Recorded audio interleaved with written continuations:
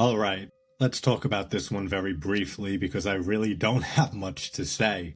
The Killer is Still Among Us from 1986. This is an Italian Giallo. Even though it's not really a true Giallo, there's no reveal of the killer, there's no mystery in that regard. It plays out more like a slasher flick, and barely at that. I haven't seen this before, but I've heard of it because it's cited alongside like Lucio Fulci's The New York Ripper from '82 and Gore in Venice as one of the more brutal and just savage, violent gialli. And I will say, the practical effects and the gore and the kill scenes are very good. They're pretty fucking good, actually. But that is the only thing this movie has going for it. The dialogue is terrible. The characters are bad. But the biggest problem with this movie, it is so fucking boring. Nothing happens in this movie for pretty much the entire movie. There's 3 scenes.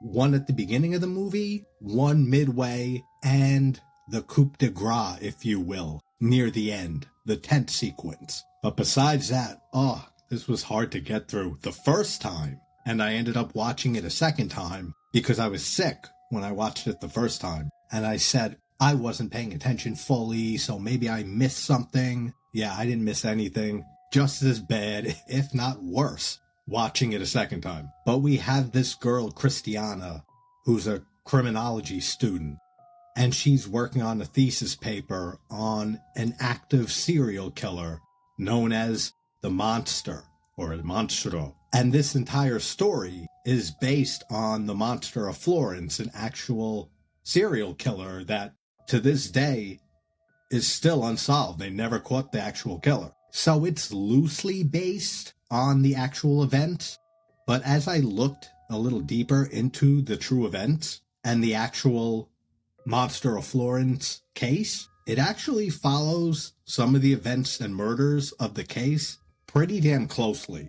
But Christiana ends up getting entangled into the investigation, and it seems like her boyfriend may be the killer. The music and the score is nothing good at all, too, and that's a huge problem. With a Giallo, usually with a lot of Giallos, even if they're not that great in most other aspects, the directing and the music and the score are usually highlights. This movie's score, nothing sticks out, nothing is memorable. The only things, like I said, in this movie are the practical effects. And I will say, I have never seen, in all the movies that I've watched in my life, which is way too many, I have never seen something like the effect near the end of the movie, in that tent sequence. Because we have this serial killer going around and killing couples that are fucking in their cars on lovers' lanes around Florence. And he usually shoots them dead,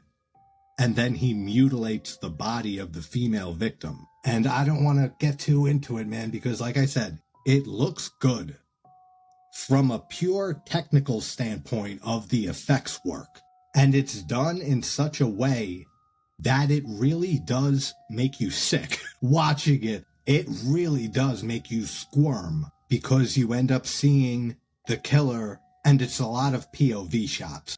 Take her left breast and cut a piece of her nipple off. And then, in a very drawn-out sequence, he mutilates her vagina.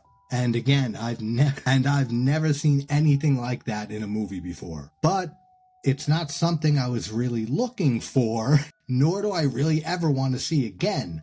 I already saw it through it twice. But if for some reason that's one thing that you would suffer through this movie for, go ahead, check it out. But all around, this was dreadful. And the ending, too, makes no sense. It's weird. It tries to be, I don't know, I'm not even going to get into it. It's so bad. And more insult to injury is that I don't remember the director. I've never heard of him before. But one of the writers for this movie is Ernesto Gastaldi, who has written, co-written, or came up with the story for so many classic Italian movies. The Long Hair of Death by Antonio Margheriti, which I just uploaded the full movie and we watched that recently. The Whip and the Body from Mario Bava.